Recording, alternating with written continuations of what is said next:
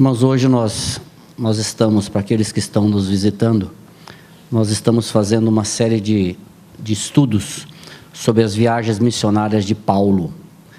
E hoje no último estudo nós falamos da chegada dele na cidade de Filipos, e hoje nós vamos falar um pouquinho mais sobre a estada dele ali na cidade de Filipos. Hoje nós vamos terminar o período que ele ficou ali naquela cidade. Eu coloquei um mapa ali, para nós nos localizarmos. Filipos está lá em cima, ó, lá depois da Neápolis, lá em cima.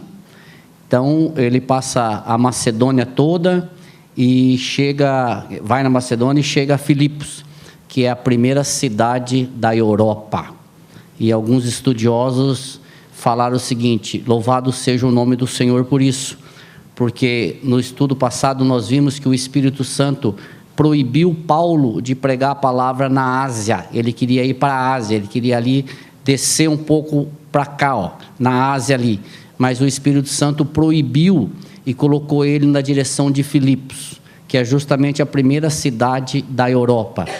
E nós não podemos esquecer que o Evangelho chegou a nós através da Europa, depois foi para os Estados Unidos e chegou até nós. Eu falei no estudo passado e gostaria de repetir, quando eu estudei sobre isso, deu até um frio na barriga, porque se Paulo tivesse ido para a Ásia, nós poderíamos ser hoje um país pagão, sem conhecimento de Cristo. Poderíamos estar sacrificando bois, ou chicoteando as nossas costas, para tentar encontrar ou apaziguar a ira de um Deus, que não é possível fazer através disso, tentando através de obras uma salvação. Mas graças a Deus que o Espírito Santo falou: aí não, Paulo, vai por aqui, porque eu tenho um povo lá em Londrina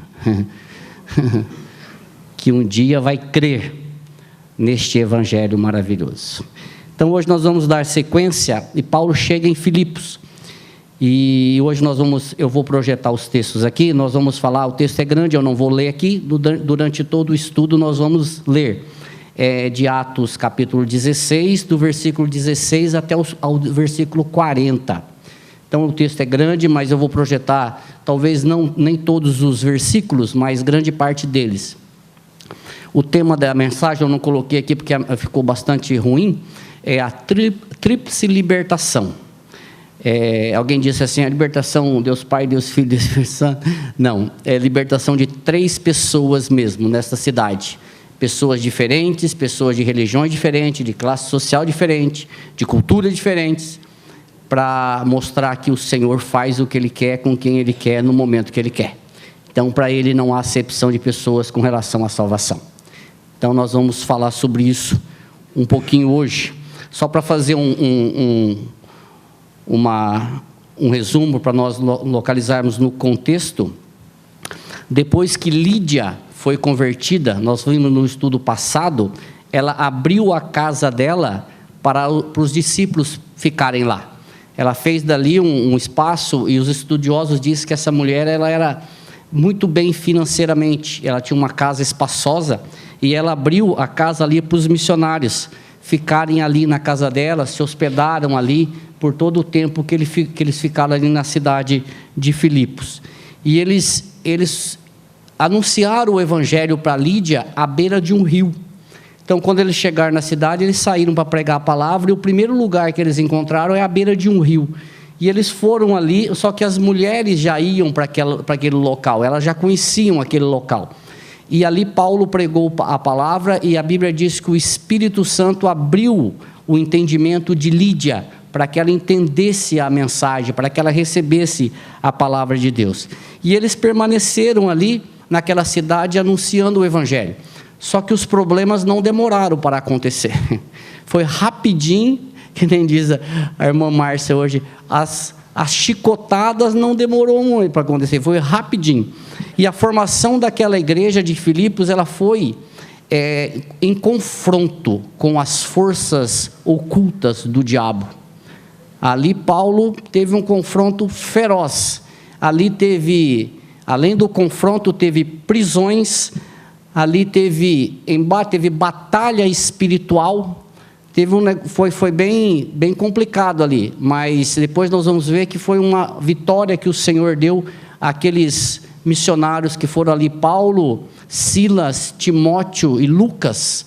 Eles tiveram, o Senhor atuou na vida deles e eles formaram ali uma grande igreja. Então nós começamos aí em Atos 16, que começa assim: depois da conversão de Lídia, num outro dia possivelmente, aconteceu que indo nós para o lugar de oração, nos saiu ao encontro uma jovem possessa de espírito adivinhador, a qual adivinhando dava grandes lucros aos seus senhores. Logo no segundo momento, Paulo já se defronta com essa situação. E essa jovem, ela tinha vários senhores. Ela era aprisionada. Além do diabo que aprisionava ela, ela tinha senhores que ganhavam dinheiro através dessa jovem.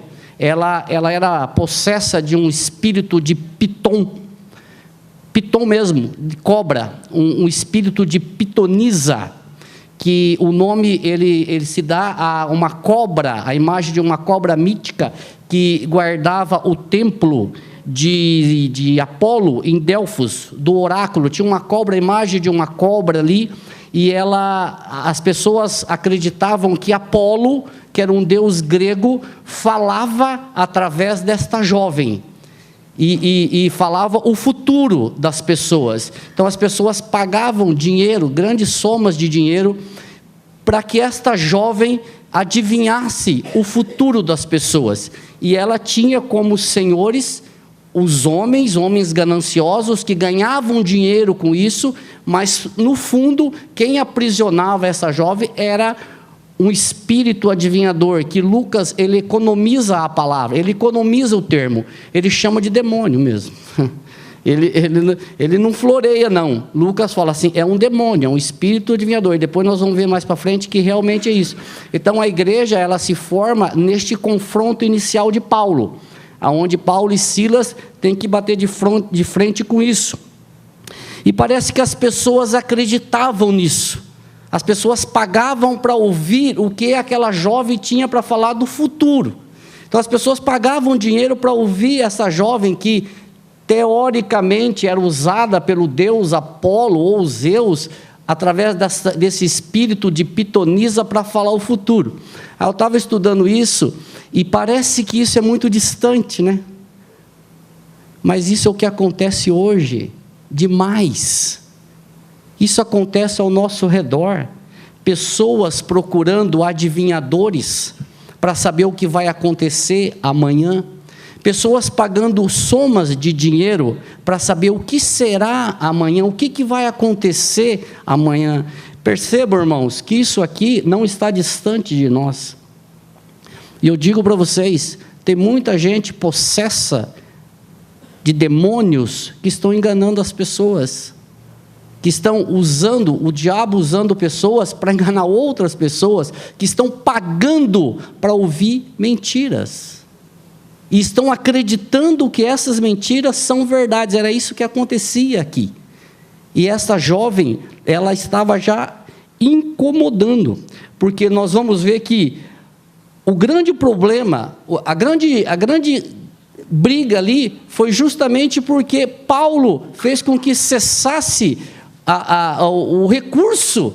Quando eles expulsam os demônios, cessa o lucro. Esse que é o problema que acontece com ela. E ela seguia Paulo e os missionários por vários dias, dizendo as mesmas coisas, por várias vezes. Imagina, Paulo e Silas e os outros, e Timóteo e Lucas, iam pregar a palavra, e essa jovem ia atrás, diziam sempre as mesmas coisas. Olha o que diz o versículo 17, diz assim, ó: seguindo a Paulo e a nós, quem escreve esse livro é Lucas, e Lucas estava aqui nessa missão.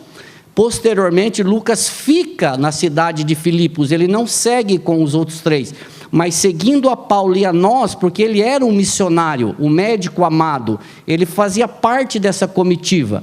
Seguindo a Paulo e a nós, clamava dizendo: estes, falta o S, homens são servos do Deus Altíssimo, e vos anunciam o caminho da salvação. Aí eu vou fazer uma pergunta para vocês, irmãos. Que erro há nessa declaração? Pois é, mas que erro há nisso? Eles eram servos do Deus Altíssimo? Eram. Eles anunciavam o caminho da salvação? Anunciavam. E que erro há nessa declaração? Eu sempre me peguei nesse versículo. Mas por que então, se mesmo um demônio falando, olha, eles são servos dos Deus Altíssimo e anunciam o caminho da salvação, por que então que Paulo expulsou o demônio dela? Ela estava falando alguma mentira? Sobre o nosso ponto de vista, não. Mas existem pelo menos 4 motivos por que Paulo expulsa o demônio dela. Primeiro, a Bíblia nos diz que ela clamava insistentemente por vários dias, e isso tinha a intenção de tirar o foco, de perturbar mesmo, de ficar ali, entendeu? Falando com eles, falando, dias após dias, falando as mesmas coisas. Segundo, sendo esta declaração vinda de uma jovem possessa, tinha como função desacreditar o Evangelho. Ou seja, o Evangelho que esses homens estão pregando, os demônios também pregam. O Evangelho que eles estão fazendo, não precisa deles estarem aqui, porque tem alguém aqui que já fala a mesma coisa. Perceba a sutileza do negócio. Até eu falo para vocês aqui já. Muitas vezes nós percebemos alguém que usa a Bíblia, fala meia dúzia de versículos, usa um evangeliquez, paz do Senhor, irmão, graça e paz, cita 2 versículos, a gente vai na onda, é crente. Aqui nós temos demônio fazendo uma declaração muito séria.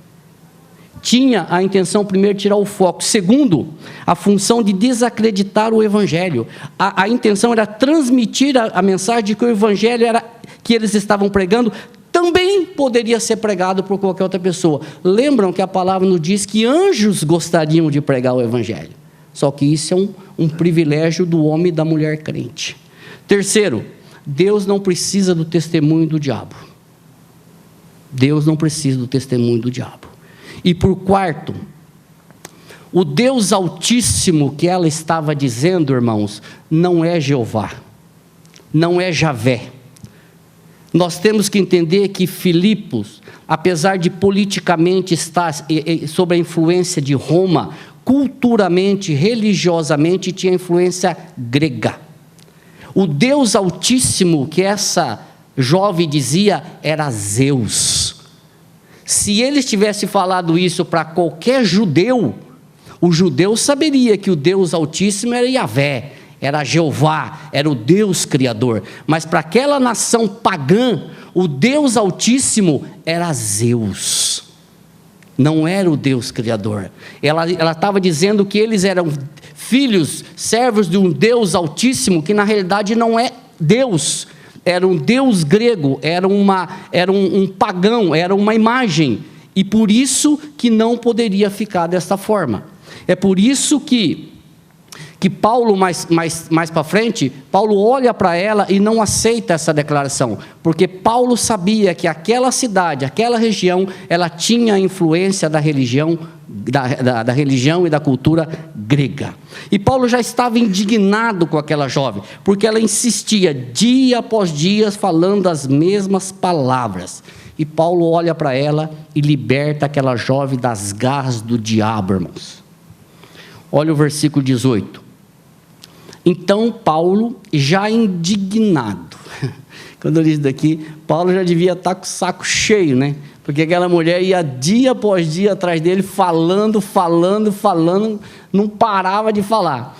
Então Paulo, já indignado, voltando-se, disse ao Espírito: em nome de Jesus Cristo eu te mando, retira-te dela. E ele, na mesma hora, saiu. Não teve conversa aqui, nenhuma. Paulo olhou para ela, falou assim, em nome de Jesus Cristo, sai. E o Espírito saiu imediatamente.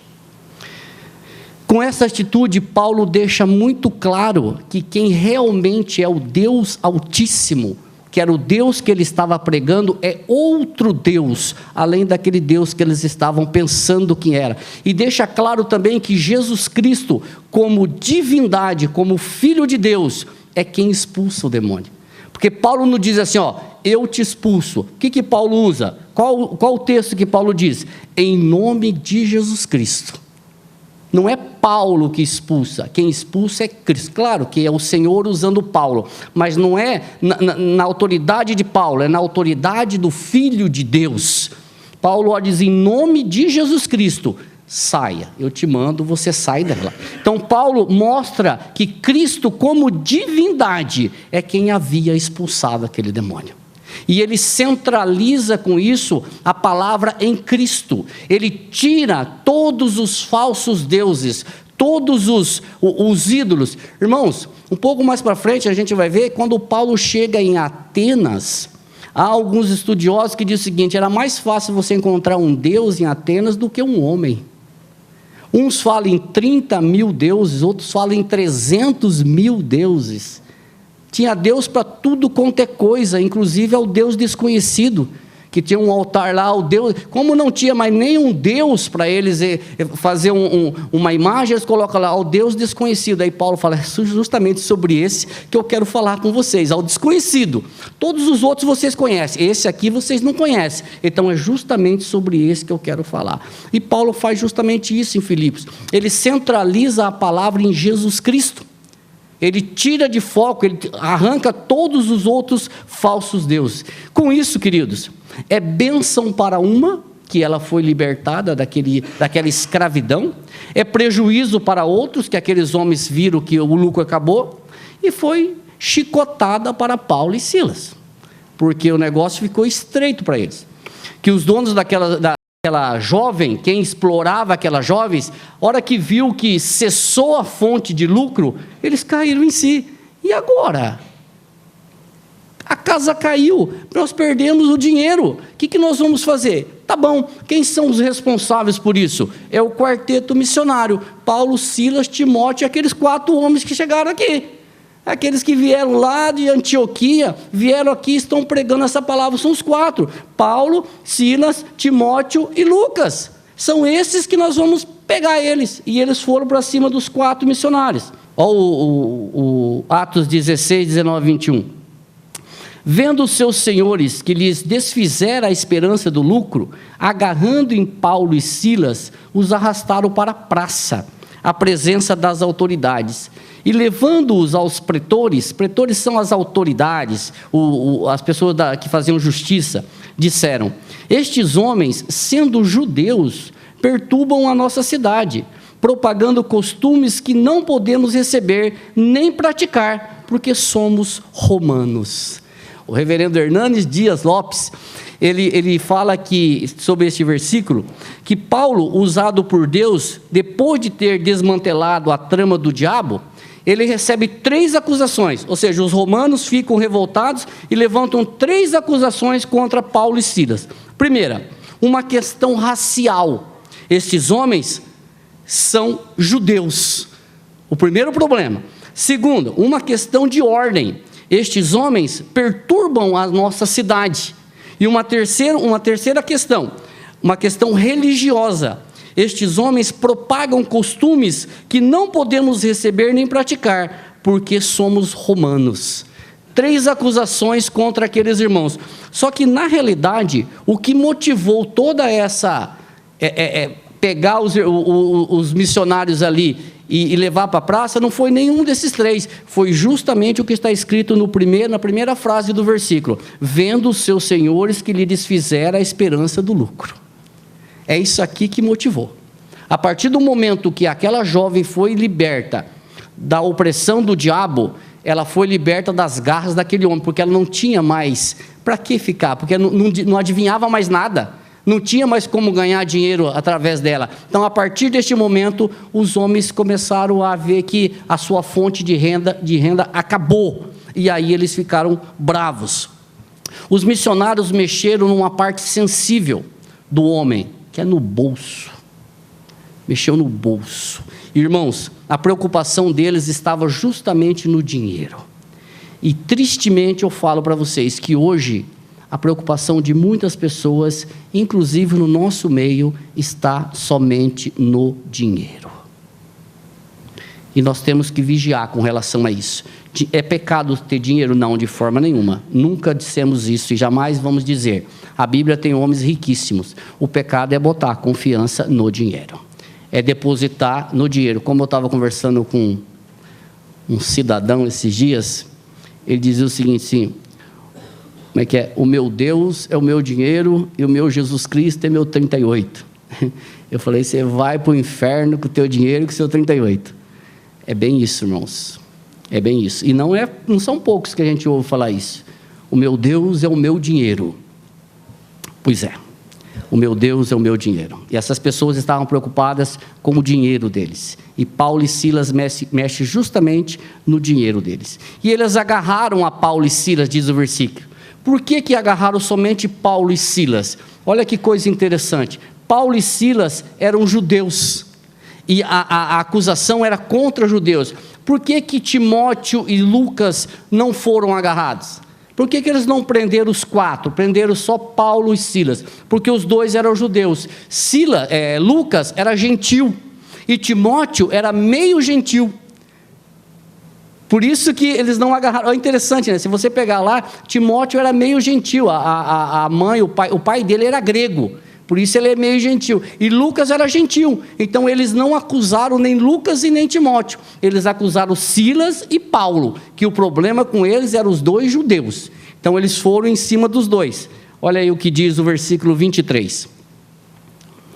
Porque além de agarrar os 2, eles arrastaram para a praça, a presença das autoridades, e além de arrastar para a praça, eles rasgaram as vestes e deram-lhes muitos açoites. Eu não sei quantos, mas muitos açoites são muitos açoites. Talvez aquilo que a gente fala, 40 menos 1, mas eu não sei quantos, mas foram muitos. Levantou-se a multidão, olha de novo a multidão aí, olha a multidão de novo.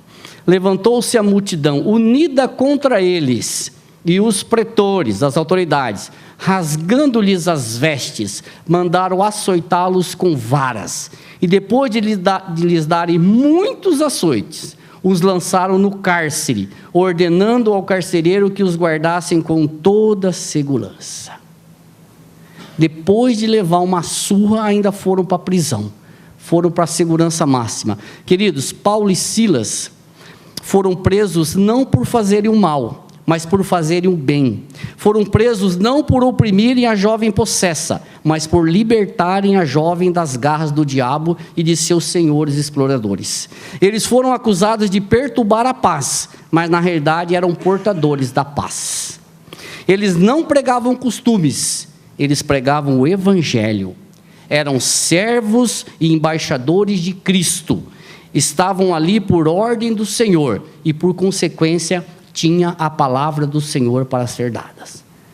Paulo e Silas, não havia nada no posicionamento ou no costume ou na postura daqueles irmãos que merecessem serem presos, mas os planos do Senhor, eles ultrapassam a nossa compreensão. Quando nós olhamos para isso, sobre a nossa ótica, nós até achamos que foi uma injustiça eles serem presos. Foi uma injustiça, como é que pode eles levarem tantos açoites? Mas quando nós olhamos sobre o prisma do Senhor, sobre os planos do Senhor, a gente lá para frente, nós nos prostramos e falamos: Senhor, só Tu mesmo para fazer tudo isso. Porque haviam pessoas que precisavam ouvir do Evangelho. Irmãos, quando pessoas precisam ouvir do Evangelho, Deus, Ele age aqui, Ele muda ali, Ele muda acolá, Ele prende um, Ele solta outro, Ele revira, mas aquela pessoa vai ouvir do Evangelho. E Paulo estava iniciando aqui a sua vida de açoites. Ele fala um pouco mais para frente que ele leva 3 vezes surras com varas. E essa foi a primeira. Foi para amolecer o couro, que nem a gente falava. Então Paulo começa aqui a sua vida de açoites. Lá no livro de 2 Coríntios 11, 25, ele fala justamente sobre isso. Por 3 vezes eu fui fustigado com varas.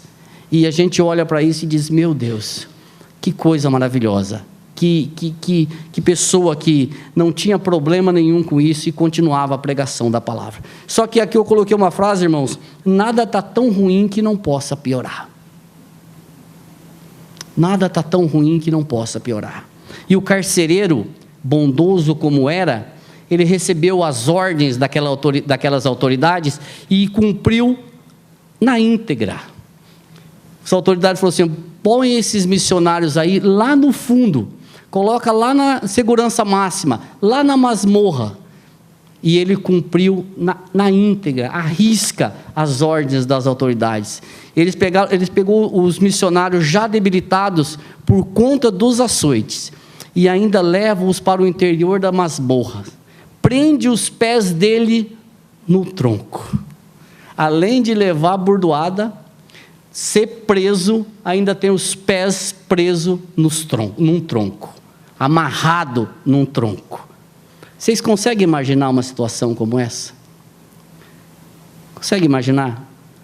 Sem culpa nenhuma, apanhar, ser jogado no fundo de uma cela e ainda ter os pés presos no tronco. O 16:24 diz assim: o carcereiro, recebendo tal ordem, levou-os para o cárcere interior e lhes prendeu os pés no tronco. Carcereiro bonzinho, né? Carcereiro bonzinho. E talvez ele estivesse fazendo isso com satisfação, porque se pudesse, ele estaria lá junto com aquela multidão que nós lemos há pouco atrás para contrariar Paulo e Silas. Só que, como eu disse há pouco, as estratégias de Deus, elas nos surpreendem, irmãos, e elas são fantásticas. Paulo e Silas fizeram daquele cárcere uma igreja. É impressionante. Fizeram do cárcere uma igreja, e ali dentro, no escuro, eles iniciaram um culto. Isso é mais surpreendente ainda. Com as costas possivelmente doendo, com os pés presos no tronco, eles iniciam um louvor, um culto. Começaram a louvar ao Senhor. Não se esqueçam que eles tinham acabado de levar uma surra, justamente por causa do Evangelho. Os demais detentos ouviam, talvez não entendessem, afinal eles deveriam, pelo menos, Paulo e Silas, estar reclamando, praguejando, murmurando, mas eles estavam louvando. Tem um autor chamado John Stott, que ele escreve assim: não eram gemidos, eram hinos que saíam de suas bocas. Em vez de amaldiçoar os homens, eles louvavam a Deus. Não é de admirar que os demais companheiros de prisão estivessem escutando. Eu coloquei aqui, grifo meu, que inveja. Que inveja, irmãos. Às vezes a gente reclama por tão pouco, murmura por tão pouco, pragueja por tão pouco. Esses homens estavam ali louvando a Deus. E aí acontece um fato extraordinário. Vocês já viram o terremoto centralizado? O Senhor centraliza um terremoto na prisão. Por volta da meia-noite, mais ou menos, o Senhor começa a agir. Deus age de forma maravilhosa, enviando um terremoto e abrindo as portas de toda a cadeia, o cárcere. Deus abre todas as portas e solta as cadeias de todos os prisioneiros. Não foi só de Paulo, ele solta de todo mundo. E o carcereiro, vocês lembram dele? Ele estava dormindo. Imagina o desespero desse homem. A hora que ele vê todos os cárceres abertos, todos os prisioneiros, que ele não viu, né? Ele estava lá dentro, todos estavam soltos, ele entra em desespero, irmãos. Você sabe por quê? Porque pela lei romana, se um soldado fugisse, o responsável por ele seria morto no seu lugar. Lembra quando o anjo soltou Pedro lá em Atos, um pouco antes? O que aconteceu com aqueles guardas? A Bíblia diz que eles foram justiçados, ou seja, eles foram mortos, porque eles não souberam explicar como que Pedro fugiu. Pedro foi solto pelo anjo. Como eles não conseguiram explicar, eles eram responsáveis pela guarda de Pedro, então eles foram mortos. E aqui é a mesma coisa, o carcereiro entrou em desespero, por quê? Porque ele viu tudo aberto e não havia solução para ele, ele seria morto, por isso que ele tenta até o suicídio, seria o caminho para ele se suicidar. Mas quando ele vai fazer isso, irmãos, ele ouve uma voz que vem do fundo do cárcere, uma voz de alívio, que diz assim: não te faças nenhum mal, pois todos estamos aqui, ou porque todos aqui estamos. O destino, o caminho para aquele carcereiro era justamente o suicídio, porque todos aqueles prisioneiros estavam sob o comando dele, e se um fugisse, ele seria morto. Então, para que isso não acontecesse, ele ia tentar o suicídio. Mas Paulo clama lá de dentro, ou grita lá de dentro: não te faças nenhum mal, que todos estamos aqui. Que coisa maravilhosa. Imagina o desespero desse homem. E ele entra naquela masmorra, naquele cárcere. Primeiro, eu quero lembrar vocês que lá não tinha um interruptor, que você apertava assim, acendia todas as luzes, com câmera infravermelho, que você pegava tudo lá dentro, não tinha nada disso. A Bíblia diz que ele pede uma luz, uma lamparina. Sabe o que é uma lamparina? Os mais experientes aqui sabem que é uma lamparina. Ele pede uma luz para entrar no cárcere, para entrar na cadeia, para saber o que estava acontecendo. Ele pede luz e ele entra ali naquele cárcere para saber o que estava acontecendo, porque a voz vinha do fundo: não te faças mal, porque nós todos estamos aqui. E não havia outro caminho, irmãos, daquele carcereiro, e não só daquele carcereiro, de todo o homem sem Cristo. A pergunta que aquele carcereiro fez deve ser a pergunta de todo o homem tem que fazer, principalmente o homem sem Cristo. Ele tem que fazer a pergunta que aquele carcereiro fez para Paulo e para Silas, que é 16:30: o que devo fazer para que eu seja salvo? Esta é a pergunta que o homem tem que fazer. O que eu preciso fazer para ser salvo?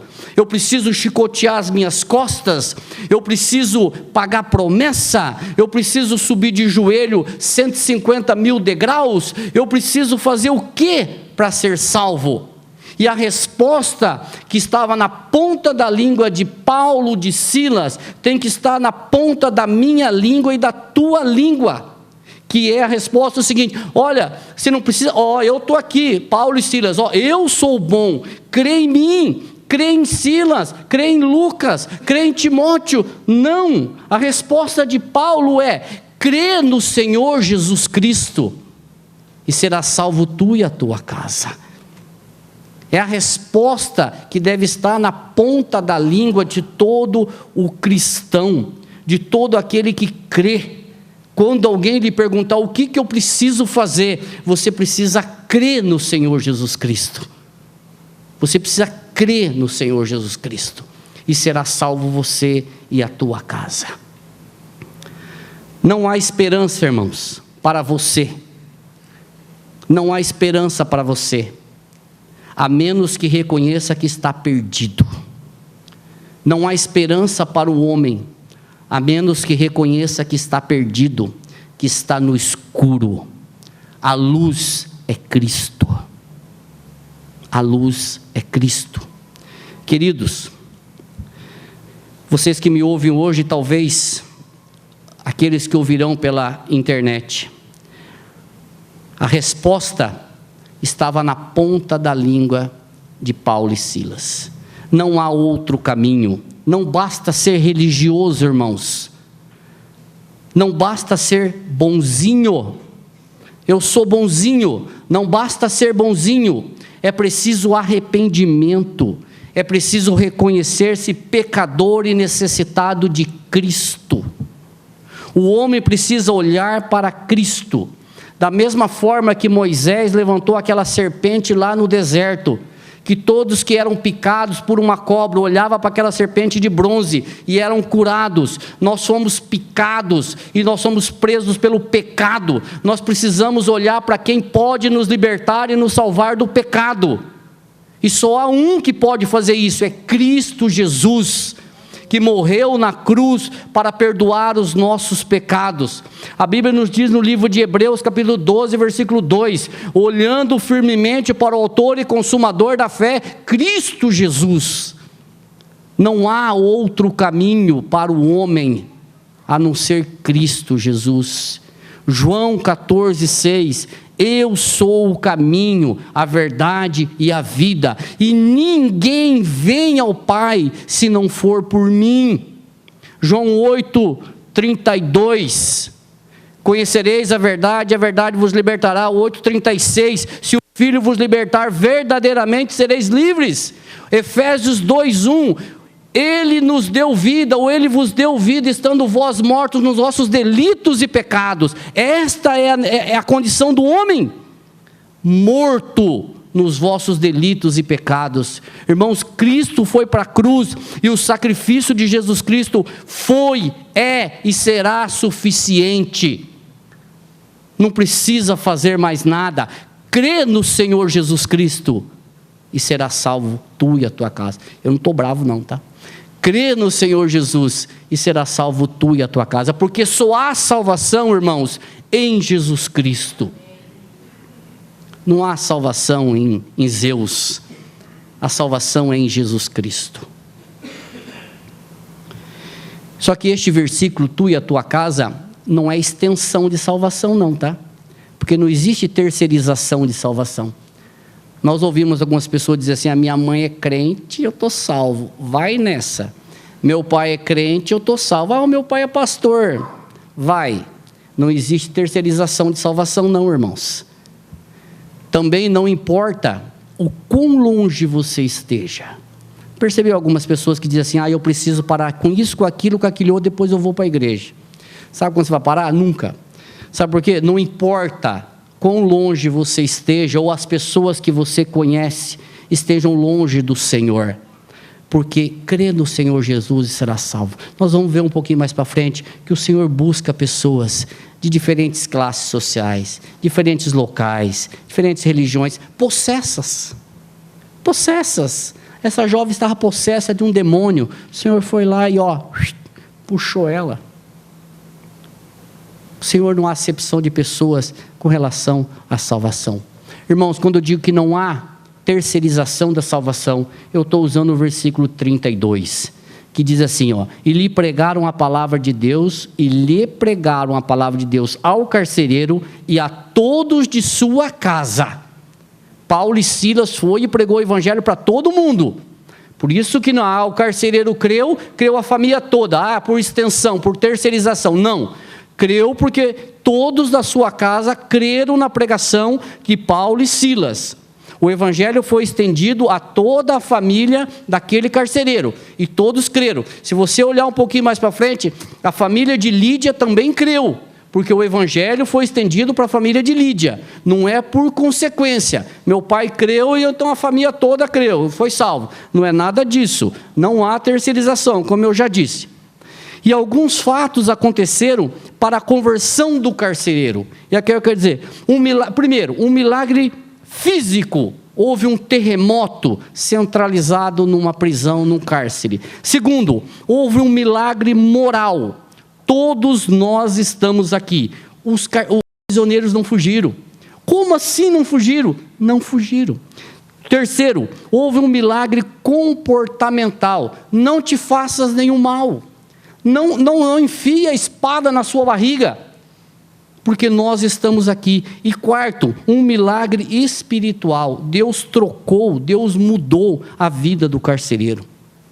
Querido, e a mudança, o resultado dessa mudança de atitude do carcereiro, a conversão de toda a família e o batismo de todos os da família, isso aconteceu na noite. Eles não se importaram que era noite. Imagina, eu estava estudando isso daqui e eu comecei a tentar imaginar. Imagina a alegria que não foi aquela noite.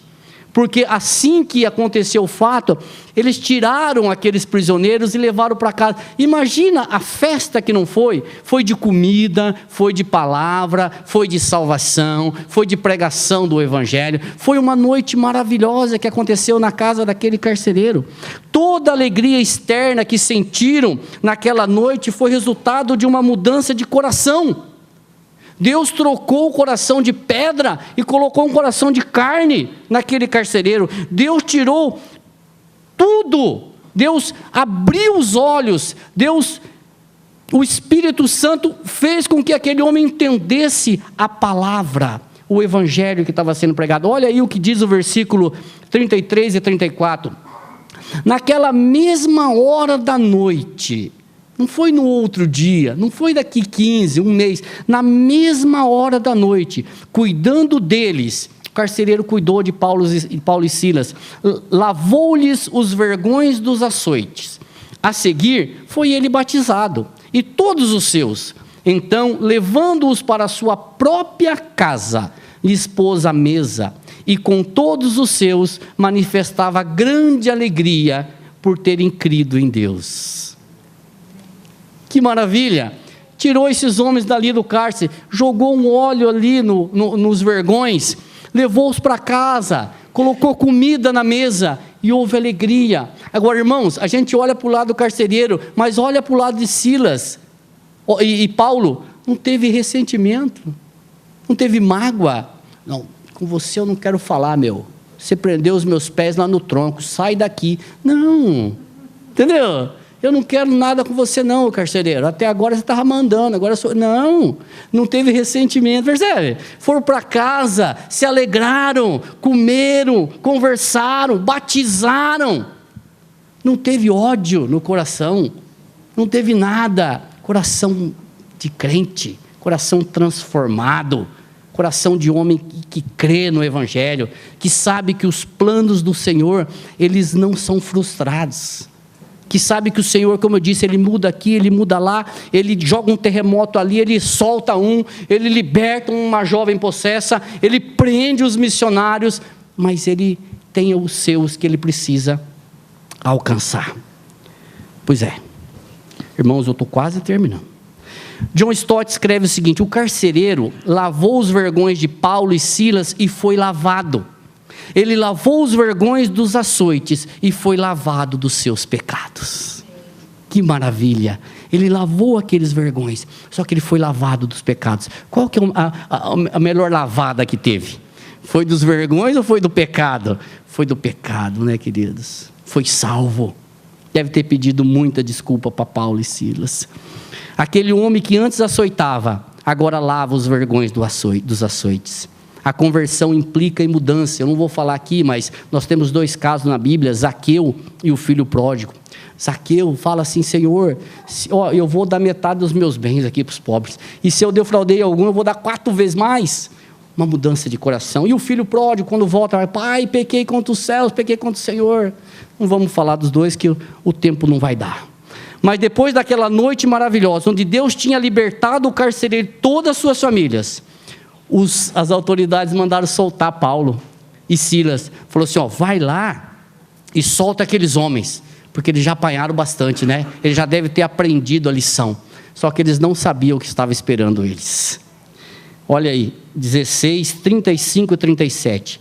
Quando amanheceu, os pretores enviaram oficiais de justiça com a seguinte ordem: põe aqueles homens em liberdade. Eles já apanharam muito, já sabem o que é, sabe que aqui quem manda somos nós. Então, eles... Olha o 37. Paulo, porém, lhes replicou: sem ter havido processo formal contra nós, nos açoitaram publicamente e nos recolheram ao cárcere, sendo nós cidadãos romanos? Querem agora as ocultas lançar-nos fora? Não será assim, pelo contrário, venham eles e pessoalmente nos ponham em liberdade. Paulo e Silas eram cidadãos romanos, e eles não podiam ser açoitados, eles não podiam ser torturados, porque quando um cidadão romano era julgado num tribunal romano, ele podia apelar para César. Lembra que Paulo fez isso depois? Paulo era cidadão romano, e eles não podiam açoitar. Agora, irmãos, vocês imaginam o frio na barriga desses homens?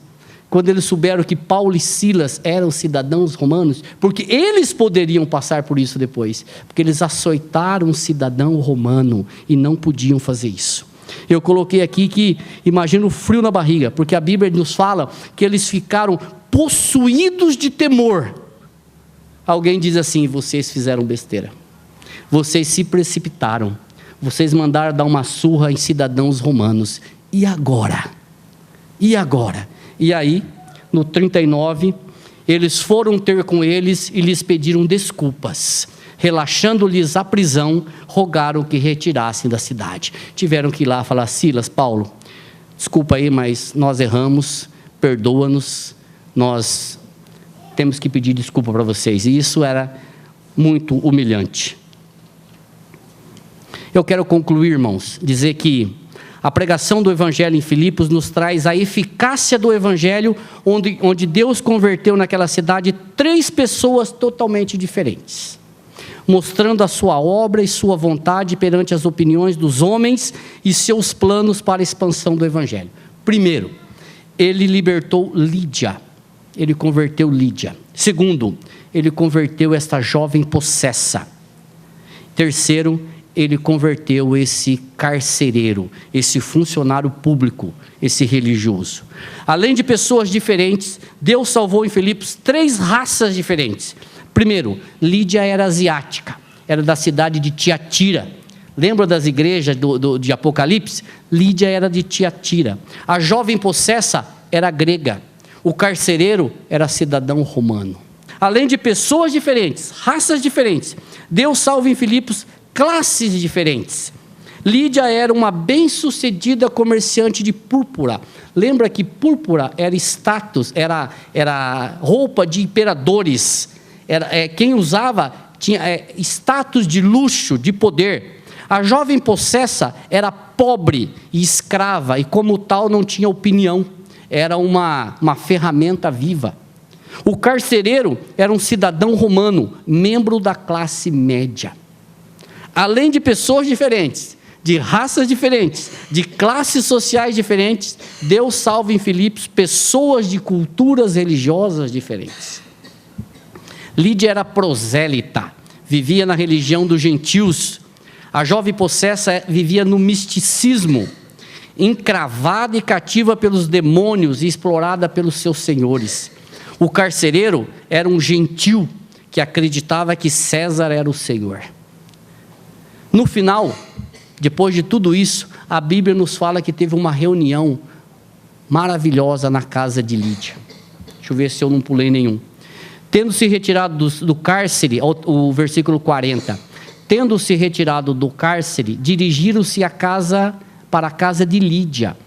Vendo os irmãos, os confortaram, então partiram. Lembra que Lídia lá no começo tinha aberto a casa para eles fazerem dali uma igreja? Pois é, eles foram justamente para a casa de Lídia. E eu quero dizer aqui que John Stott escreve sobre isso, dizendo o seguinte, que nesta reunião, além de Lídia e toda a sua família, os missionários, o quarteto missionário, Paulo, Silas, Timóteo e Lucas, estavam ali também a jovem possessa. Que maravilhoso isso. A jovem possessa que tinha sido libertada, já não era mais possessa, e estavam ali também o carcereiro e toda a sua família. Que maravilha! Nessa reunião de família, ali na casa, nessa igreja, tinha culturas diferentes, pessoas diferentes, classes sociais diferentes, pessoas de diversas partes, estavam todas ali, junto com os missionários. E a igreja plantada em Filipe, foi uma igreja que se tornou grande, porque se você pegar o livro quando Paulo escreve aos Filipenses, no capítulo 1, versículo 1, está escrito assim, Paulo e Timóteo, servos de Jesus Cristo, a todos os santos em Cristo Jesus, inclusive bispos e diáconos que vivem em Filipos. Então essa igreja, ela cresceu, ela se tornou uma igreja grande, poderosa, onde tinha bispos e diáconos, tinha uma liderança formada naquela igreja. Então todo o trabalho de Paulo e Silas ali, foi um trabalho que prosperou, e o Senhor fez grandes coisas através deles. Irmãos, eu quero fazer uma aplicação aqui. nessa mensagem, algo para nós. Eu vou ler, porque é grande. É o seguinte: a salvação alcança todos os tipos de gente. Deus salva pessoas de lugares diferentes, de raças diferentes, de cultura diferente e de religiões diferentes. Os muros que dividem as pessoas são quebrados. Pobres e ricos, religiosos e místicos, ateus e possessos podem ser alcançados com o Evangelho. Jesus é o único Salvador, o único que pode fazer estas coisas. O único. Então, se você conhece uma pessoa que você acha que ela jamais poderá ser alcançada pelo Evangelho, por Jesus Cristo, você está redondamente enganado. Porque talvez muita gente achou que seria impossível que você fosse alcançado pelo Evangelho. Um dia, pregando, vou terminar. Eu disse que Deus, falei isso ontem, que a seleção que Deus faz, Ele sempre pega os piores. E se você quer ver por que Deus sempre pega os piores, é só você olhar para você mesmo. E você vai ver que a seleção do Senhor é sempre com os piores. Irmãos, não há muros para o Senhor. Amém.